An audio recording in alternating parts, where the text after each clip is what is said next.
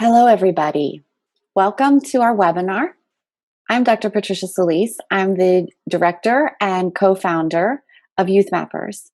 And we are here today to listen to what is the YouthMappers response, some of our responses in the wake of the COVID-19 pandemic and response to the pandemic. We have more than 200 chapters and universities around the world, 48 countries, and we're all struggling to find ways that we can contribute our time and our talents in service to our communities. And there have been some leaders in our community that have come up with some really exciting and interesting ways to use that resource and inspire the rest of us, and we're going to hear from them today. So we'll go ahead and get started. We have three panelists. We have María, Fernanda, Peña, Valencia. She is a YouthMappers Regional Ambassador and a 2018 YouthMappers Research Fellow. She's a recent graduate of Universidad de Antioquia in Colombia. Also online, there is Natalia de Silveira, Arruda. She is a current YouthMappers Regional Ambassador as well. She is a research fellowship mentor and a professor at the Universidad de Antioquia, where she helped found in 2016 the YouthMappers chapter there. We also have Adele Birkenes. She's a senior at Vassar College. She's majoring in geography and minoring in biology and Hispanic studies. She's the president and co-founder of the Hudson Valley Mappers. She's also the brand new community geographer at Vassar's Office of Community Engaged Learning, which is a new position there. So we're really pleased to have such a stellar group. And before I turn it over to you, I'd like to give a shout out and thanks to our managing director, Marcela Ceballos, and also our communications director, Dara Carney Nettleman. And they are have been working really hard behind the scenes to put this webinar together and bring to you this voices today. So thank you for being here. I'm really happy for being here today.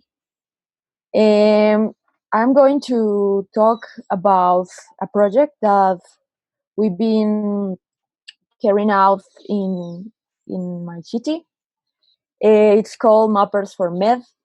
The name is due to, Mappers for, I think you get that part, and Med is because my city where I live is Medellin in Colombia, so that's why Mappers for Med.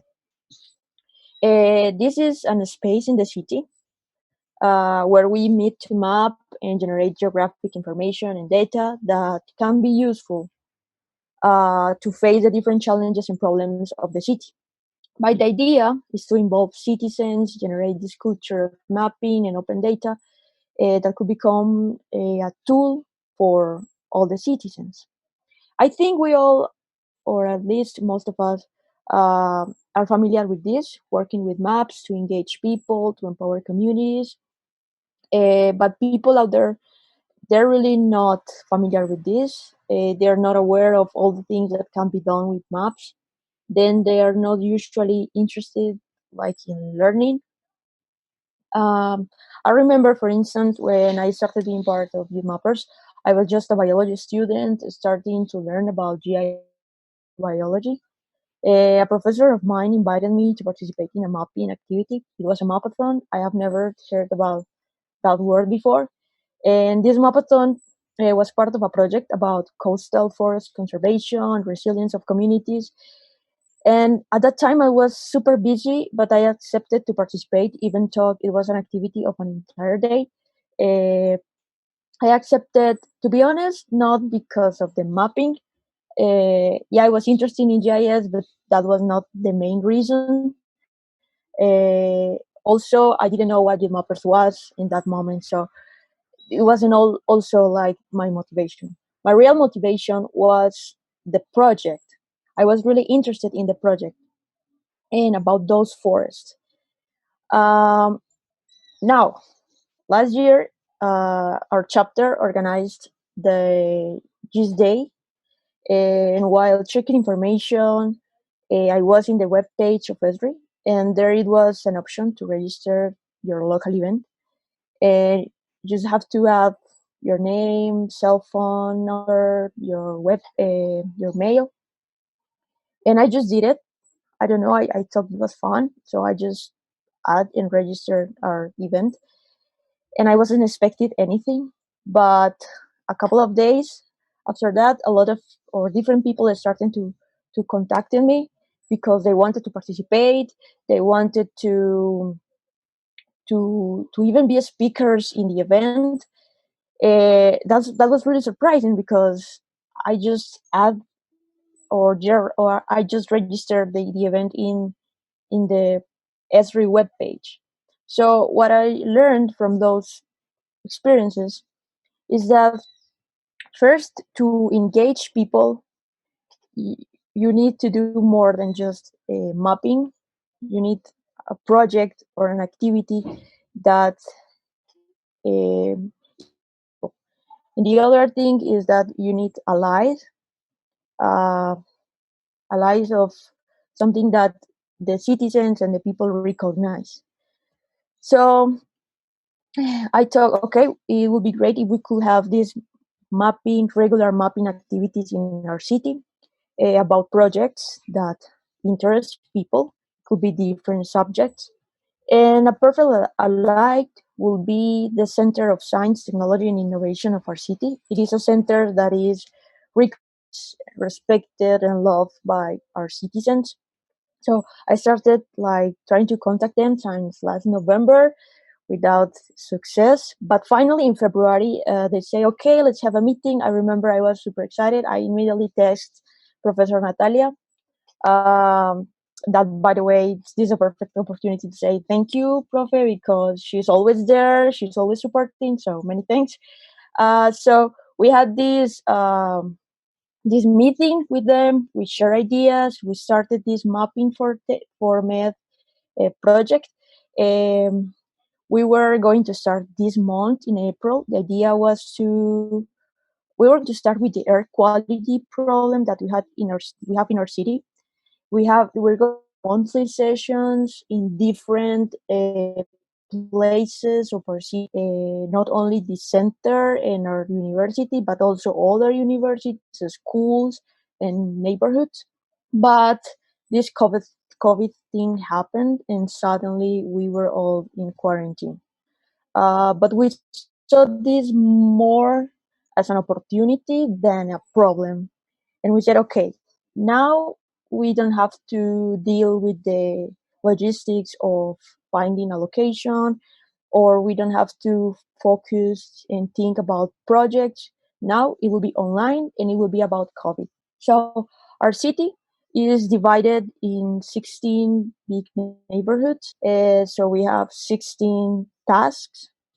We said, well, we tell people, nobody knows your neighborhood as you do. So we need your help. We need your help to add these elements of the city in the map. We have an online guide, step by step, of these tags that we need, like hospitals, pharmacies, college, universities, social facilities where we can find vulnerable people like old people, kids. Um, we also are adding these supermarkets and also convenience shops. This is like a big task because it's the entire city, but we're working on it. 2 days ago, we had a meeting with this person, this center that I've been talking to you about. He is like the person that is coordinated with us this Mappers for Med project, and he's working in other projects related with COVID, and one of the project is they're doing predictions models to do predictions about the behavior of the virus in the city. And he just said to us that they're using the OpenStreetMap platform, in that in fact they are founding pharmacies that the city. So they are already using some of the information that we've been adding. So it's really nice to hear that. It's, as I said, it's a big task. We are trying to keep people engaged. So we were thinking about having maybe challenges among neighborhoods. Like, let's see who is the neighborhood that have more mapping. Yeah, so we are working on it. And that's what Mappers for Med is about and what we're doing to face COVID here in our city. Hi, everyone. Thank you, Patricia, Marcela, and Dara for organizing this panel. Thank you, María Fernanda, to start this presentation. So I'm here to talk to you about a webinar in Portuguese. Você já conhece YouthMappers. This idea of organizing this webinar in Portuguese arises from the willing to expand contacts with students and professors from universities in Brazil, and also arises from the conditions of social isolation that we are living and the closure imposed by the COVID-19 pandemic that we are all living. So, as I am an ambassador, YouthMappers Regional Ambassador for Brazil, I planned some trips to Brazil, and the first one for this semester would be on April. Of course, I had to cancel these plans because of the closure of airports and borders. So we now are experiencing a situation in which our jobs and part of our personal activities depend on virtuality. So what I can see now from my experience, from other experiences, that we are really hyper connected in some way. So I thought it would be a very good idea to host the webinar in a sort of continuing these contacts with people, but now in a virtual way. And it would be the most effective strategy at this moment. So my motivation is that more people learn about YouthMappers through the internet, and this message, I believe that now in this moment can reach people that even I do not know. So in addition, this moment is very pertinent for more people join YouthMappers because it is requiring of all of us to collect essential cartographic information to analyze, visualize, and propose solutions for so many issues around COVID that arise around COVID-19. So in this order, I organized a webinar covering what is YouthMappers, how it came about, who is part of this network, what we do as chapters, how to join, benefits, opportunities, and partners. And I also talked a little about the importance of open data and the importance to collect data now and share it with our community, data regarding COVID-19 and other issues related. I had a lot of support from YouthMappers, especially Marcela. I also thank you at this moment, who supported me with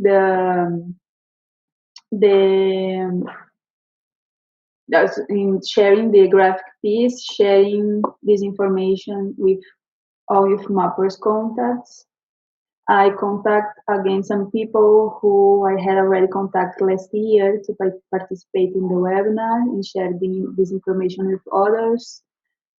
I wrote to some Facebook groups that are related to geography, especially, even if we know that YouthMappers can accept a broad of other sciences and other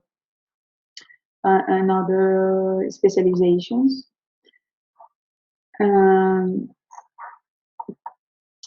So I contact a lot of people from Facebook groups, by email, people that I already contacted last year, talking about YouthMappers, and we started to share this information. How long I take it to planning this activity? It was a week planning the webinar, another week of practical work, like there is listening potential guests, contacting them, organizing the geographic piece, organizing the PowerPoint, the presentation. So it was 2 weeks of work, which required a certain priority. In my case, I'm continuing with my activities at the university, and we continue with classes, we continue with research from home. Our university here in Medellin, in Colombia, it was prepared to continue all these activities from the virtuality, so we didn't stop it, in fact.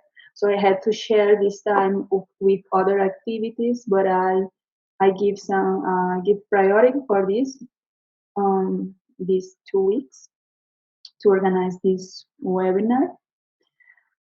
And the YouthMapper response was excellent. As I said, I had all the support for the dissemination. There was also interest people from Africa countries where they speak also Portuguese. So this was an opportunity to talk about YouthMappers, not just from Brazilian people, but also from people in other countries from Africa.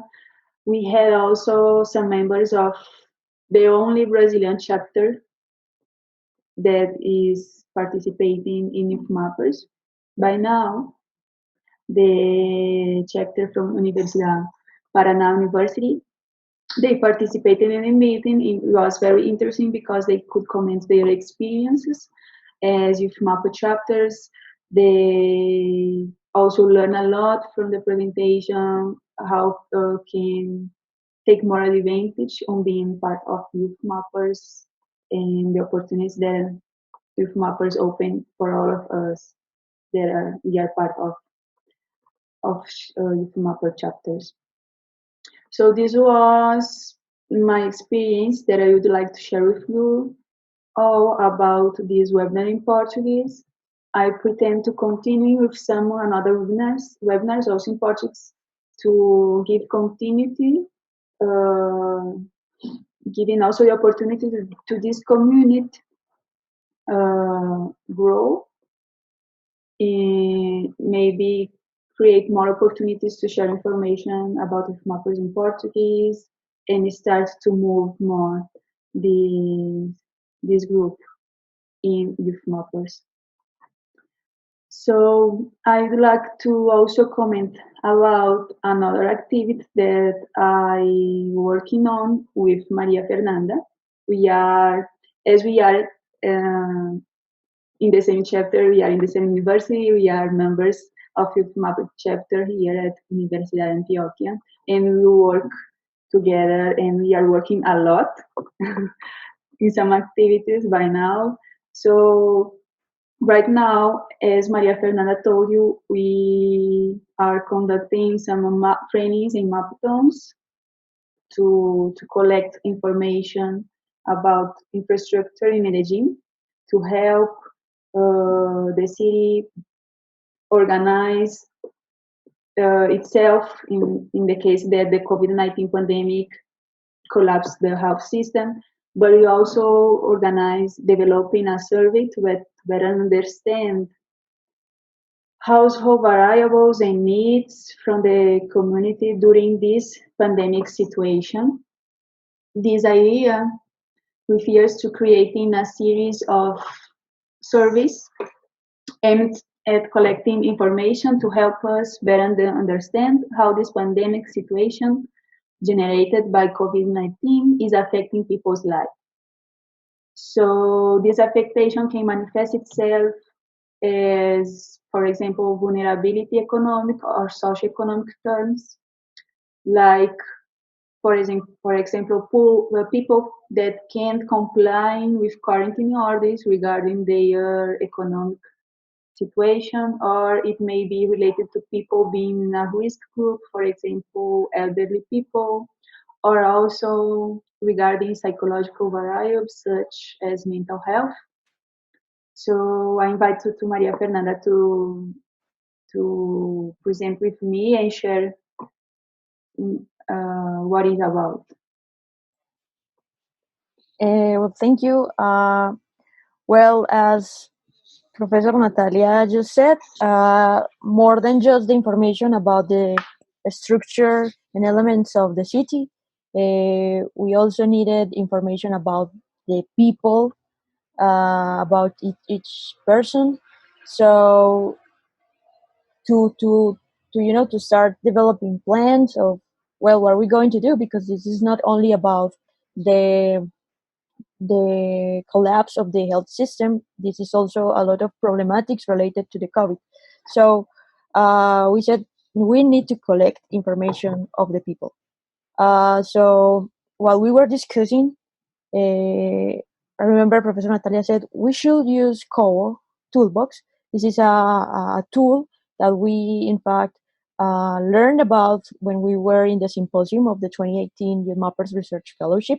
And I think that since then, we haven't stopped using it because it's a really great tool. And we thought, yeah, it's a great idea. And while developing the survey or the questionnaire that we could share with all the people, with the citizens, we thought that it would be great. I mean, we are not the only ones that need this data. The data, it will be useful for other cities, for other people around the world, because all of us we are facing the same problematics. So we thought that it would be great to create a questionnaire that could be open and available for everyone in the world that want to use it. And again, while developing that idea, we thought that it would be great to involve all the other regional ambassadors and to work with all of them. So we started, thankfully, all of them agreed and all of them liked the idea. And we started just this week. We start working on it. We are all people from different countries, context, and we could share all ideas to create this questionnaire that could fit to different places of the world. So yeah, we're working on that, and we'll give you updates of. Yes, the idea is that inviting all the other ambassadors have a group from very different countries, cultures, experience, backgrounds. So all of us, we can co-create a better service. And from this pilot, each of us can bring the surveys translated to our language and share it in our communities. So it is an idea of let's work all together to respond, to answer this situation. And as Maria Fernanda said, we work a lot with KoBo Toolbox from our chapter in our university. We already also used KoBo Toolbox to create a survey and collect information about mobility from employees at the university. We had an opportunity to share the survey with all employees at Universidad de Antioquia, and we had an answer of about 1,200 employees, and it was very interesting, the possibilities that KoBo give us. When we have a GPS point inserted in the survey, we can see all the database, all the answers specialized, georeferenced, and we can work with heat maps. We can analyze this information in a very strategic and way, because we can see all the information and specialized. So we work a lot of KoBo, and we think that can be an excellent tool to work in this opportunity with this idea of this service. Yes, and it's great to do it with all the other regional ambassadors. As you said, together I think is better, or we work better together. So yeah. Yes, and also because we can share a link.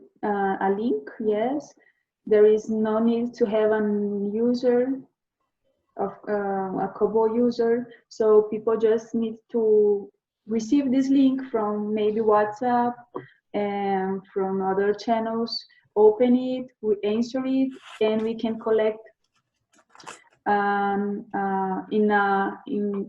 a same platform. We can collect all these answers, and we can then share it with our local institutions, the local government, to say, okay, we have this information. They are valuable. They talk to us. They are showing us how people is having been impacted by COVID-19, by all this situation. You can do something with it. So we are working on this right now, and thank you, María Fernanda, to support me. Thank you, all the regional ambassadors, to join us in this activity, and thank you, YouthMappers, to support us also. Everyone, thank you so much to Patricia, Dara, and Marcela for giving me the opportunity to speak today. So I'm going to be talking about an ArcGIS online web map that I've been working on for the county of Dutchess County in New York State. And the map is a map of primarily food services and health services located in the county. So I just put a link in the chat. You can check out the map. I'm unable to share my screen, so you can navigate the map on your own. And I'll also talk through it in a little bit. But I'm going to first give some background on why I decided to do this project, and then I'm going to walk through some of the steps that I took to get this map up and running. So first of all, I want to acknowledge that this project has been very much a collaborative effort. So my main project partner is Siena Young, who graduated from Vassar College in 2018. And we've also been working very closely with Dr. Lisa Call, who is the director of the Office of Community Engaged Learning at Vassar.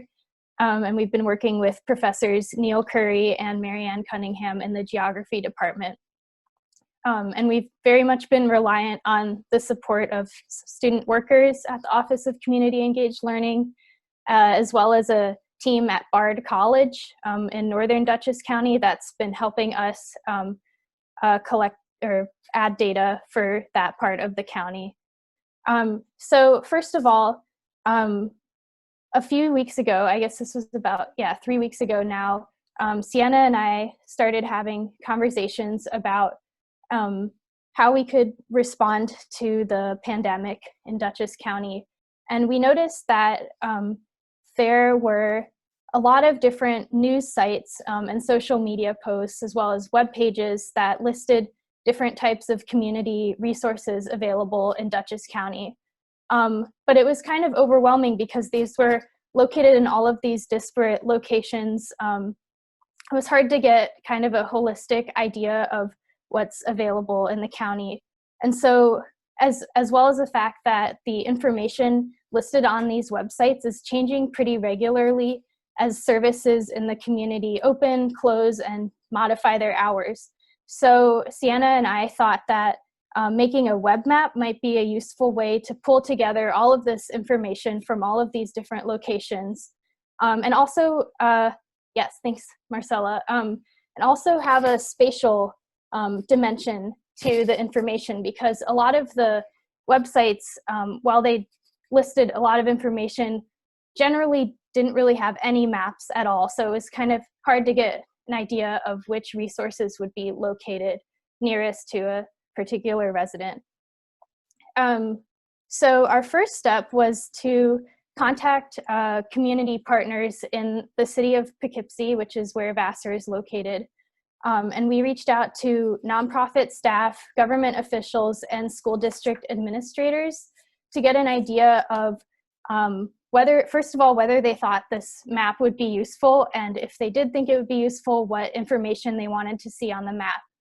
And so using the list of categories that they provided, Siena and I designed a prototype web map that had some data, and we were able to do this by linking Google Sheets to an ArcGIS online web map. So Google Sheets has this really cool option where you can actually publish individual tabs as CSVs to the web, and then add them as layers to ArcGIS online web maps. And the really amazing thing about this is that anytime you update the Google Sheets file, the updates will be reflected automatically in the map. So this means that Siena and I were able to set up a system where we could give editing access to a team of collaborators so that they could all update the spreadsheet as more information becomes available. So essentially the map is being updated in real time as more information becomes available. And that's nice because in terms of like time management, it means that Siena and I are not the only ones responsible for updating the data. We truly have a team of about 10 to 12 people who are helping us populate the spreadsheets. So after we made kind of a prototype web map, we circulated that to our community partners and received feedback from them. And for the most part, they were very enthusiastic about the map. And because we received that enthusiastic response, we decided to go ahead with the next step, which was to publish the web map as a web app. So web apps are essentially just more user-friendly interfaces of web maps on ArcGIS Online. And so what you're seeing right now in the shared screen is the web app. And as you can see, when you first open the map, there's an informational tab that pops up on the left-hand side. And this is kind of to orient map users to the map, how to use it. And then we also have other tabs next to the Welcome tab that have more information like hotlines and important resources. Yeah. And then the next one is bookmarks, so important areas in the county. And then the last one is just like links to share and embed the map because a lot of our community partners are looking into or already have embedded the map in their resource pages online. Yeah, so we made the web app and then we continued to update the spreadsheet with more information. And so at that time, we decided to make a Slack channel so that we could coordinate with all of the different people updating the spreadsheet. And that's been really helpful. Yeah, so at this point in time, we do have quite a few different data layers. Health services, as you can see on the map, and food pantries and meal programs, school meal distribution sites, childcare programs, shelters, grocery stores, and farm markets. And Marcella, would you be able to click on some of the icons on the map so that we can see the pop-ups? Yeah, so for each of the services on the map, we have pretty detailed information, including the address, contact information, as well as details on how to access the service. And then at the end, we have information about when the details were last updated. So once we had a web app that we were pretty happy with, we decided to circulate the map more broadly. And so I guess this was about 2 weeks ago that we started sharing the map via Facebook and email, and then we requested that the city of Poughkeepsie would send out the map in their weekly e-newsletter. So they did that, and they also have listed the map pretty prominently on their coronavirus resource guide online. And we've continued to circulate the map over the past couple weeks, and the informational tab on the map also has a link to a Google form that map users can fill out if they would like to get more involved in the project. So if they have data that isn't currently displayed on the map, or if they would actually like editing access so that they can, to the spreadsheet, so that they can help us out. And I also want to talk briefly about next steps. So one of our main priorities has been expanding the data sets beyond the city of Poughkeepsie, because the city has been our primary focus, but Dutchess County is actually very large with a lot of municipalities. So as you can see, we have identified some data sets for the entire county. So there are farms and farm stands, which are the little brown leaf icons, and then we have grocery stores and food pantries and meal programs. And we're very grateful to our partners at Bard College, especially Professor Brooke Jude, for helping us add data for Northern Dutchess County. And our other priority right now is adding restaurant data to the map. So we haven't officially added it as a layer yet, but we're working on collecting data and inputting it into a spreadsheet right now. And the reason we're doing this is that a lot of restaurants are being very much affected by the pandemic right now, and some restaurants, particularly. So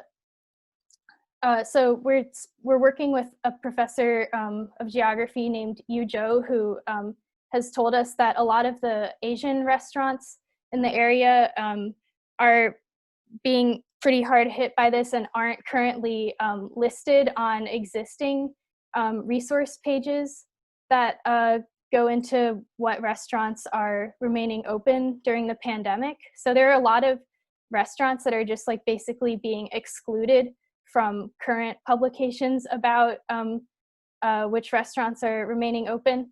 So we want to make sure that those restaurants are included in this map so that we can support them as much as possible. And I've also been involved in efforts to translate a survey that's being sent out to businesses in Dutchess County. And so this survey is being sent out by the Dutchess Business Notification Network, and it's trying to get an idea of what support businesses need during and after the pandemic. And originally the survey was only available in English, but we've worked to translate it to Spanish, Chinese, and Arabic. So we're circulating that over the next couple weeks.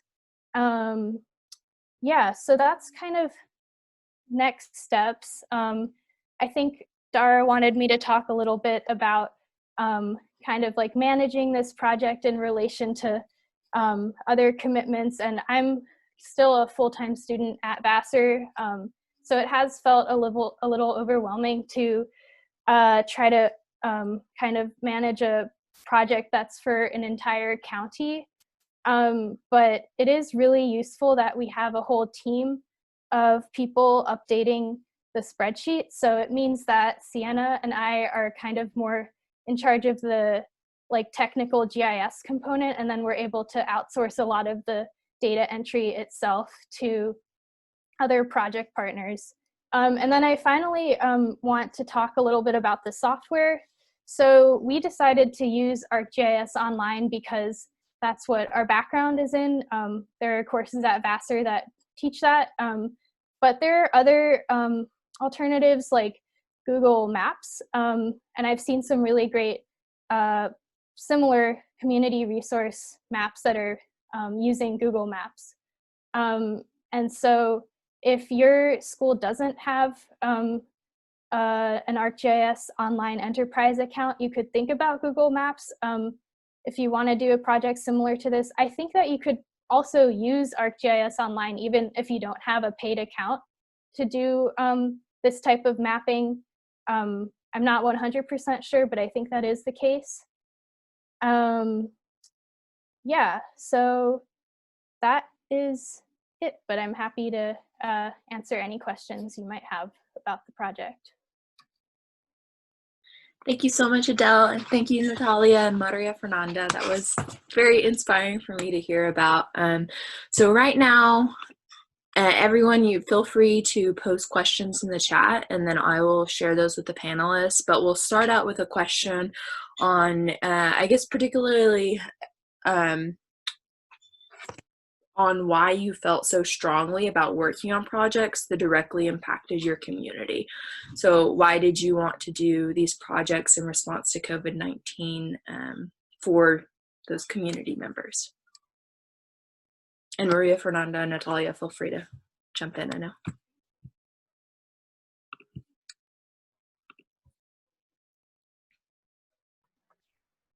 Okay, I will start. So why I think why we feel that we are strong to start these initiatives, because we all are part of this network called YouthMappers, and part of our work, our activities is continually thinking on projects that can have a positive impact in our communities, and how you can link to this project this component of GIS. So many of us that are part of YouthMappers, you have this background, or we have this hungry to learn more about it. So as we are now facing this pandemic situation, the need for information that we can see in a map is very important. It's very important. So linking this background that we have, the work that we develop in our universities, with our groups, linking this with the idea that we are continuing thinking in how can we impact our community in a positive way. So I think this gives us this idea that we can do it, and we should do it in a very fast way. Yeah, to complement what Professor Natalia just said, I think that we have learned a lot of methodologies and tools, and I think we kind of have a responsibility to share that and to use it with the other people, with citizens, with communities. You know, share knowledge and share what you know to help. I think that's pretty much the reason why. Also, we enjoy to do it, I think. Yeah. Yeah, I absolutely agree with what María Fernanda and Natalia said. I think for me personally, this is my last semester at Vassar, and I'm now spending the rest of the semester at home in Maryland.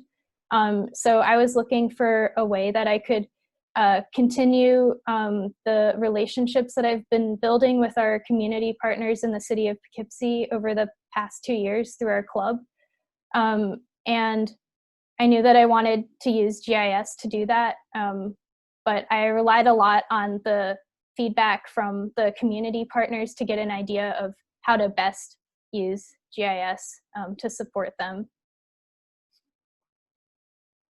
Thank you all. Okay, now to take you back to the beginning of your projects if you could like change anything or how you would start your project, what would you change? Oh, we've got another question, a live question here. So there are many YouthMappers leaders are women. So this is from Patricia. What do you think is unique about what you bring to mapping for humanitarian work?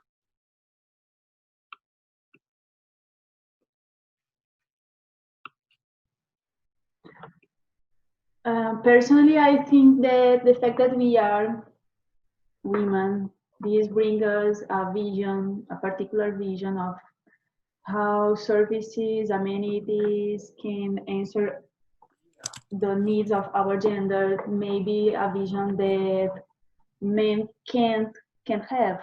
So if we left just men mapping our communities, the results, I'm sure they will be very different, because even if they do this effort to think which equipment, which services answer to women needs,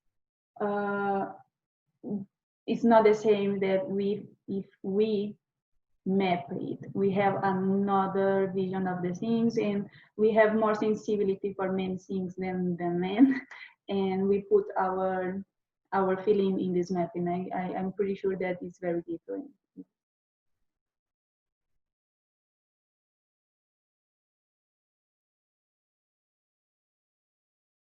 Okay, we'll hop on to another question. Thank you. So going back to the start of your project, is there anything that you would change if you went back to whenever you started? I know it was a short time period considering everything's happened so quickly. I think that I'm pretty happy with the way that our project played out. I'm glad that we involved our community partners so early on in our process of designing the map. I think that probably I would have started kind of a platform for communicating with all of our project partners, like via Slack, a little bit earlier, just so that I could kind of keep better track of who was adding data to the spreadsheet, helping us update the map. But for the most part, I think that I'm pretty satisfied with the with our process, and I'm really grateful that a lot of our project partners were so willing to set aside time to have Zoom calls with us to figure out the logistics. Yeah, so it's been a really positive process for me.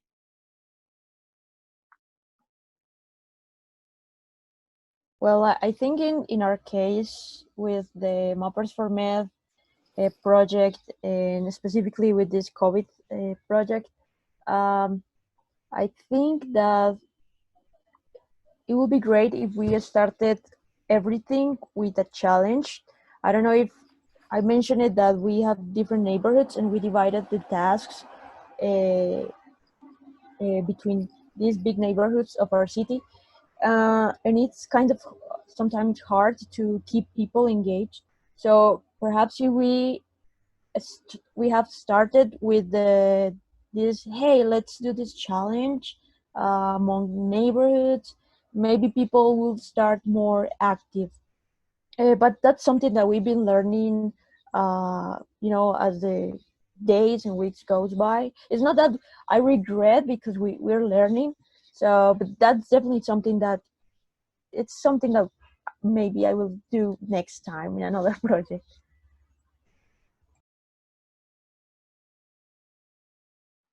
So we have, Natalia, you're gonna. No, I just agree with Maria Fernanda and say if I had to start it again, I will just try to answer in a faster way. But because as you said, everything is happening so fast, we need answers so fast, we need everything so fast. So we are doing our best. On that note, Rory asked if there's anything other YouthMappers can do to help your all's initiatives. I mean, I think that I would be most excited to see a project like ours play out in other regions.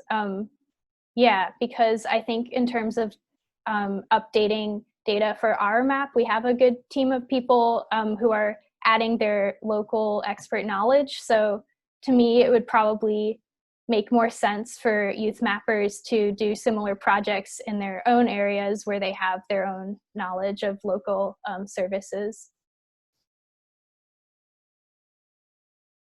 Yeah, I think I agree with Adele, because some of the information that we're adding, the maps, is very local. In fact, that's why in our case we are using the citizens, because they are adding information about their homes, their neighborhood. Sometimes I can even add information of other neighborhoods, because I don't know, it's very specific information. So I think that seeing these projects replicated, or sharing this project, I think it will be very great to see and really helpful. Yes, I agree with Maria Fernanda and Adele. People who want to do something can be inspired, can ask us how do it in their local community. We'll be very happy to help with our knowledge. So on that similar line of a youth mapper getting started with a project in their community, what would you tell another youth mapper to get started on their own project? So like, how do they, just step one, what's the motivation? How do they get the support? Things like that, so that they can take from this call and start responding in the world.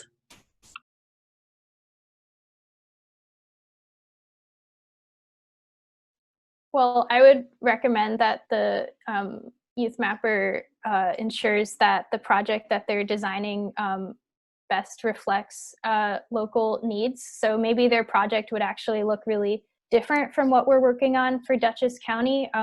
So my recommendation is that the first step would be to contact local nonprofits, the local government, and other community actors to get an idea of their needs, and maybe you could put together a very simple prototype map just to give them an idea of what the software is capable of. But yeah, just be open to designing the project based on the recommendations that you get from the community partners. Yeah, and have a team of people that is also interested in participate and collaborate.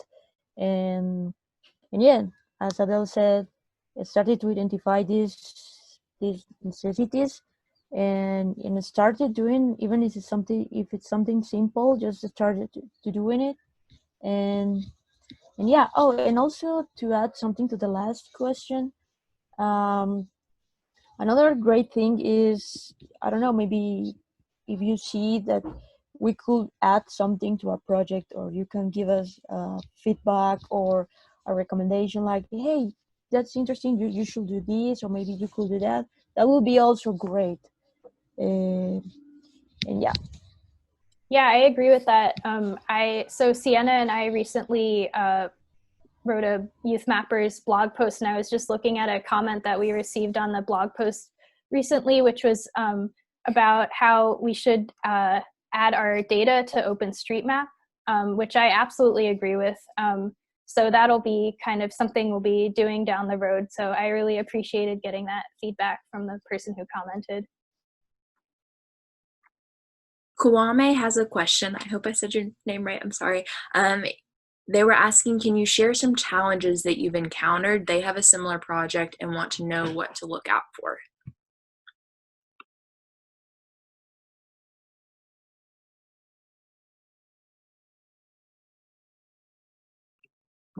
And I think you all could elaborate kind of on the teams, working with different teams, engaging others. From what I was hearing on the panel, that might be a good place to start with it. Well, I don't know if I understand very well the question. It is like, how did we start? Like, they want to do also this like a kind of a project like this. Okay, so as I mentioned it, I thought that it would be great to have a recognized allied. I mean, something that the community, the citizens recognize. So that's basically how we started. Like, hey, we should join together. We should work together and start this project as two institutions recognized in the city. One is the university and the YouthMappers chapter on it, and this other center. So that's kind of how we started. And then basically it was, okay, let's see it, let's identify the necessities as Adele was commenting. And then we just, okay, let's make this guide and let's start using social media to invite people to collaborate. Let's do workshops and webinars explaining people how to do it. Also, we create some short tutorials and videos in YouTube, 10 minutes, not more than that. So they could just check it and see how to do things and how they can get involved in the project. And I think social media is like super important here. Yeah, I don't know if I answered the questions. I think you did. Thank you, Maria. I think one challenge that all of us we have is try to not start with so much pressure to do something big, to have some big local impact. Just as Adele said, as María Fernanda said, start with a design thinking what is our local needs as community, and how can I do my part on it. We start with a small sample pilot. If it works, this project will start to grow. And maybe eventually, if it begins so big, this will call the attention of the media, of the local governments, the local institutions, and then they will use it. But don't let this be our precious. Start with something big, because we can do our best efforts, and we will help in any way. We will help in some way other communities doing this. Yeah, I absolutely agree with that. I think for me, my biggest challenge has been the amount of pressure that I've been putting on myself to make this like a perfect project. But the map that we're working on is constantly evolving, and we're constantly adding new information. And so I just need to appreciate that this is a process and it's not always going to be perfect.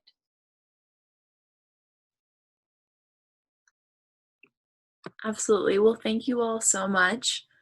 And I think if there aren't any other questions in the chat, Marcella will jump in with a kind of conclusion to our panel. This was outstanding. Thank you all so much for your time, and thank you for everyone that joined. Yes, I'd like to reiterate that thank you. Thank you to our panelists, to María Fernanda, Natalia, and Adele for sharing your motivation and your process. It's truly been inspiring. Thank you again. And for the other youth mappers out there, I want to remind everyone of our campaign that we have going on right now to support health sites. I'm sharing here our quick flyer with our short link, bit.ly/mapping COVID-19. One moment here. Okay. We can support by contributing accurate healthcare location data.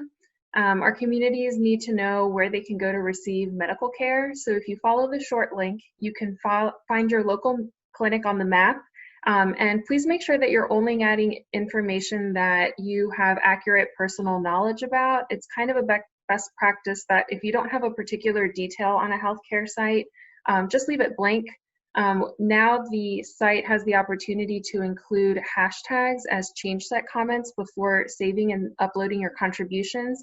So remember to add the hashtag YouthMappers and hashtag map for COVID-19 hashtags.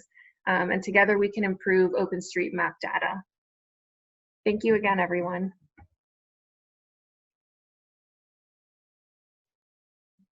Yeah, I want to thank everyone for this organization and for all your contributions too.